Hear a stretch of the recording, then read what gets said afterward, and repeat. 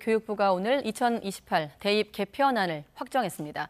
내년에 중3이 되는 학생들부터 적용이 되는데 내신부터 수능까지 변화의 폭이 큽니다. 네, 대체 왜 이렇게 바뀌는 것이고 또 앞으로 공부는 어떻게 해야 하는 건지 이주호 부총리 겸 교육부 장관과 함께 조금 더 이야기 나눠보겠습니다. 어서 오십시오. 네.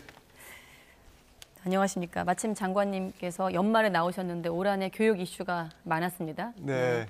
교육에서 좀 위기도 많이 있었고요. 예. 교육계가 모두 좀 힘든 시기를 넘겼지만 또 위기가 기회인 만큼 네. 우리 교육계에게 원년으로 이렇게 해서 많은 변화를 준비하고 있습니다. 네, 아무래도 여러 좀 질문이 있는데 오늘 발표한 개편안부터 좀 바로 여쭤보겠습니다. 네네. 큰 골자는 내신이 좀 5등급으로 단순화되고 심화 수학은 신설되지 않는다가 눈에 띄는데 직접 소개해 주시죠. 네. 먼저 이제 그 내신 5등급은 사실 그동안 이제 9등급제였잖아요. 네. 그게 9등급이라는 게 1등급은 어떻게 보면 상위 4%를 골라내는 거거든요. 아이들한테 너무 가혹하고 실제로 이제 그런 나라가 없습니다. 다 5등급이거든요, 사실은. 네. 그래서 이제 그동안 너무 이렇게 이제 변별력 중심으로 내신을 하다 보니까 아이들이 너무 힘들어지고 또 이제 요즘은 프로젝트나 이렇게 협력해서 뭐 가치를 만들어내는 그게 굉장히 중요한 학습이잖아요. 근데 네. 그런 것들에도 어긋나기 때문에 이제 모든 그 선진국들이 하고 있는 5등급 체계로 충분히 갈 수 있다. 지금 또 인구도 많이 줄어들었기 때문에 5등급을 해도 큰 문제가 없다고 판단했습니다. 예. 자, 이 내신 5등급 얘기를 더 해보자면 5등급이 되면 그러니까 각 등급마다의 범위가 넓어지는 거잖아요. 그렇죠. 그렇게 되면 네. 이제 그동안에 이제 내신 따기가 어려웠다라는 얘기를 들었던 자사고나 특목고에서는 네, 네. 내신을 따는 게 조금 더 수월해진단 말이죠. 네, 그렇게 네. 되면 또 자사고 특목고 쏠림 현상이 나타나지 않을까 이런 우려도 있거든요. 네, 워낙 이 내신안이 이제 고교 학점제와 연결돼서 이제 그 제시가 됐고요. 네. 처음 제시된 지난 정부에서 제시된 내신안은 2, 3학년 때 이제 절대평가만 하는 거였어요. 예. 그래서 그런데 그게 너무 이제 그 절대평가만 하게 되면 학점 부풀리기나 부작용이 많아지기 때문에 상대평가를 변기하는 걸로 이번에 이제 정하고 다만 등급을 이제 5등급으로 했거든요. 예. 그래서 상대평가를 변기한다는 거는 내신에 좀 그런 이제 경쟁이 좀 강화되는 거고요. 아. 또 이제 5등급은 완화되는 거니까 어떤 면에서 내신에 좀 그런 경쟁적인 부분을 좀 그 균형을 잡았다 이렇게 좀 표현을 할 수 자, 있겠습니다. 그런데 항상 이게 상충하는 고민인데 네. 사실 이렇게 좀 제도가 단순화되면 당장 저부터도 1등급이 이렇게 많아지니까 좀 억울하네 이런 옛날에 학교 다닌 사람들은 네, 그런 네. 생각이 들지만 또 내 아이는 좀 잘했으면 좋겠고 네, 또 네. 변별력 확보하는 것도 관건 아니겠습니까? 자, 이렇게 내신 등급이 단순화되면 이 부담이 대학으로 옮겨가는 건 아닌가? 다른 또 어떤 시험 장치가 생기는 건 네, 아닌가 네. 이런 우려가 있거든요. 사실 이제 원래 좀 많이 이슈가 된 게 킬러 문항이었잖아요. 네. 킬러 문항도 제거하면 뭐 변별력이 떨어질 것이다 했는데 실제로 떨어지지 않았거든요. 그러니까 그 의도적으로 너무 어렵게 된다거나 아니면 의도적으로 막 이렇게 내신도 9등급으로 한다거나 그렇게 하지 않고 그냥 선진국에서 하듯이 5등급으로 해도 충분히 변별이 된다. 그러니까 그 한 과목에서 물론 이제 1등급이 이제 10% 늘어나지만 네. 모든 한 고등학교 같으면 한 50개 과목을 듣잖아요. 50개 과목에서 모두 다 10% 안에 들기는 진짜 힘들거든요. 그러니까 그게 5등급으로 한다고 해서 변별력이 없어진다는 거는 저희가 좀 이해를 할 수가 없고요. 네. 그냥 선진화된다. 이제 좀 아이들이 너무 내신의 그 이제 그 압력에 부담이 수업이 있어서? 좀 힘들어지지 네. 않아도 된다 하는 말씀을 드리겠습니다. 네. 네. 그러니까 이 개편안이 학생들이 부담에서 좀 해방되는 그런 결과로 나타났으면 하는 그런 바람을 갖고 있고요. 네네.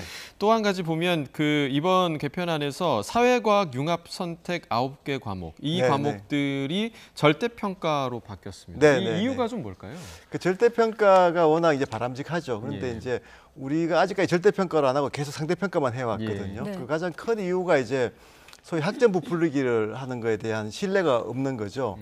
교사분들이 그냥 자기 학생들 다 A 주면 어떡할까? 예.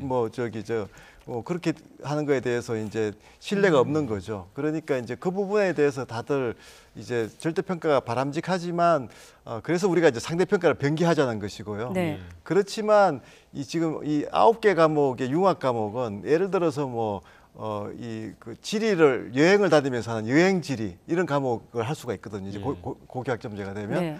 그다음에 금융 같은 경우에는 정말 실생활 지식을 익히는 거잖아요. 그래서 금융과 실제 그 경제라든지 이런 과목들이기 때문에 이런 과목들을 아이들이 수업할 때 그냥 저 상대평가 5등급으로 딱 하게 하면 그거는 좀 수업의 성격하고 안 맞는 거죠. 예. 그래서 이제 그런 이제 새로운 수업들을 이제 많이 앞으로 고교학점제에서 하게 될 텐데 네. 그런 것들은 절대평가로 하자 이렇게 된 겁니다. 그런 과목들이 새로 신설되는 과목들인 건가요? 그렇죠. 이 과목들이 거의 대부분 이제 새로 신설되는 거죠. 고교학점제에 예. 따라서. 네. 아까 방금 말씀하신 그 9개를 제외하면 전체 과목의 90% 이상이 상대평가 대상이거든요. 그렇죠. 이게 사실 이번 제도와 좀 상충되는 충돌하는 부분이 또 고교 학점제와 네, 좀 네. 충돌하는 부분이 있는데 그래서 아까 9개 과목은 절대평가로 네, 네. 한 걸로 알고 있는데 그렇게 되면 대다수 학생은 자기 진로 적성보다는 점수 잘 받을 과목으로 좀 몰리지 않을까 이런 우려도 있거든요. 네, 사실 이제 절대평가로 다 가는 게 바람직하지만 선진국도 그렇게 하지만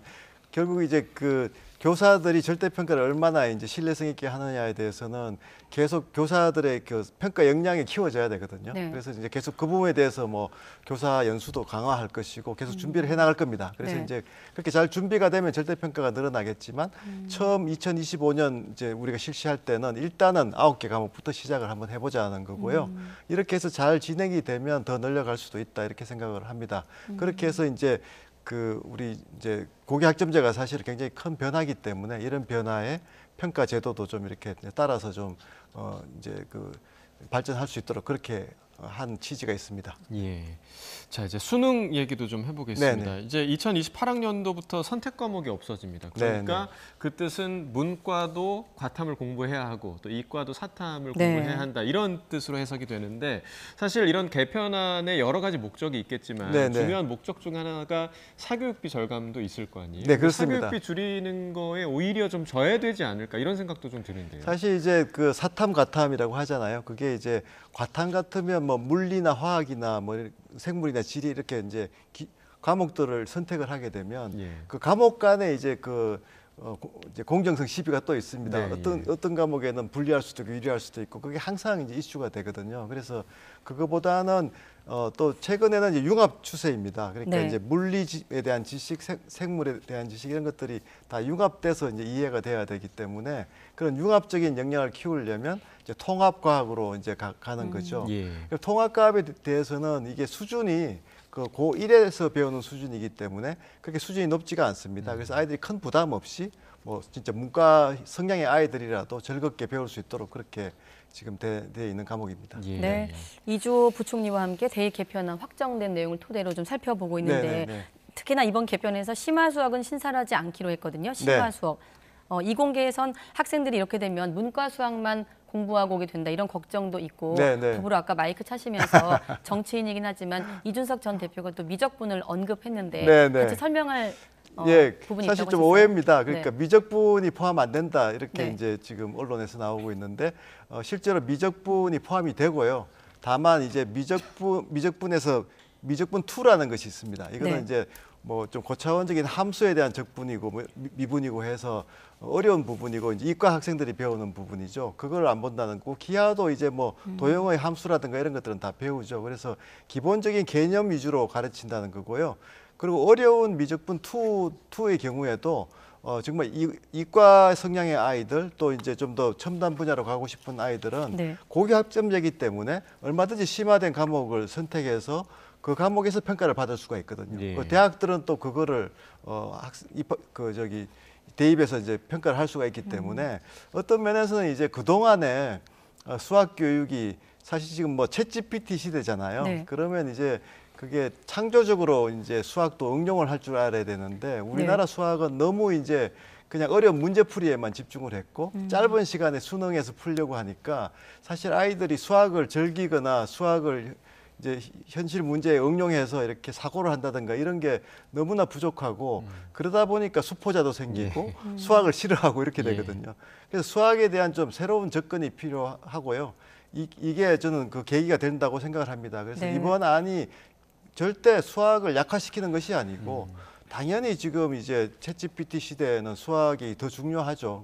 그래서 수학을 가르치고 배우는 방식을 완전히 바꿔야 된다 하는 그 취지에서 하는 것이고 네. 오히려 수학이 더 중요해진다 이렇게 말씀드릴 수 있습니다. 심화 수학을 제외한다는 어떤 그 배경 설명을 들어보면 킬러 문항 배제하고 좀 흐름이 비슷해 네, 네. 보이거든요. 아이들이 킬러 네. 문항 한다고 정말 그게 뭐 똑똑한 아이가 되는 게 아니잖아요. 네. 마찬가지로 심화 수학의 경우에도 이제는 이제 챗 GPT 시대에 새로운 수학 역량, 수학을 가지고 현실에 응용을 한다든가 수학적인 사고력을 키운다거나 이렇게 해야 되는 거지 수학 문제를 고차원적으로 이렇게 짧은 시간에 풀게 하는데 네. 거기에만 집중하게 해서는 안 되는 네. 거죠. 자, 그런데 그렇게 이공계에서는 대학 수업을 들으려면 심화 수학이 필수다라고 얘기를 하고 있고 특히나 뭐 의대라든지 서울의 주요 공대 입장에서는 이렇게 되면 심화 수학을 좀 강제하는 거 아닌가 학생들에게 네, 네. 확인하고자 하는 의지가 있을 것 같거든요. 네. 이걸 막기 위한 정부의 어떤 장치나 뭐 가이드라인일까요? 이런 게 있을까요? 그건 이제 뭐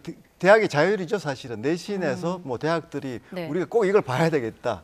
학생들 중에 이제 고교학점제니까 네. 이런 이제 뭐 미적분 2라든가 이런 것들을 수업에서 한 아이들을 뽑아야 되겠다고 할 수가 있습니다. 네. 그러면 이제 자연히 그런데 반면에 또 대학이라고 해서 이공계 대학이라고 해서 반드시 이걸 봐야 된다고 하는 대학이 다 있을 거라고 생각하지 않거든요. 왜냐하면 선진국의 추세가 요즘은 네. 앞에서 제가 강조했듯이 막 어려운 문제를 많이 푸는 아이들보다는 수학의 기본 개념을 이해하는 거기 때문에 지금 그 수능에 있는 과목들만 해도 미적의 개념이 다 들어가 있거든요. 네. 그래서 이제 미적을 빼는 것이 전혀 아니기 때문에 제가 볼 때는 그런 부분에서 이제 앞으로 대학들이 그러면 내신에서 어디까지를 요구하고 할지 이런 거는 이제 네. 대학들과 교육부가 좀 이제 여러 가지 이제 협의 과정을 통해서 이제 드러나겠지만 그런 부분은 결코 뭐 이런 과정에서 수학이 뭐 너무 이제 그동안처럼 이렇게 아이들에게 문제풀이에 부담만 주는 게 아니고 네. 정말 새로운 시대가 요구하는 그런 역량을 키우는 쪽으로 자, 변할 것이다. 네, 이렇게 하나만 생각합니다. 더 추가 질문 네. 드리면 만약에 정부의 취지와 대학의 어떤 흐름이 상충한다면 정부가 좀 강제할 수 있는 장치를 고민하고 계신지 그리고 이제 이 수학 관련한 건 이제 이게 끝인 건가요? 아니면 다음 개편안에 또 다시 고려될 수 있는 건가요? 이제 네. 교육과정 개편은 뭐 계속 이제 수시로 일어나는 네. 것입니다. 그렇지만 이번에 워낙 큰 변화이기 때문에 이 변화가 어떻게 보면 이제 수학이나 뭐 다른 중요한 교과에서 네. 아이들을 어떻게 가르칠지 또 어떻게 학습할지 큰 이제 시사하는 바가 크거든요. 그래서 이걸 제대로 준비하는 데 시간이 많이 걸리고 그래서 이제 28 입시에 그게 반영이 될 때까지는 아마 거기에 매진해야 될 거고요. 그 큰 방향은 지금 잡혀 있다 이렇게 보시면 될 것 같습니다. 네. 예. 네.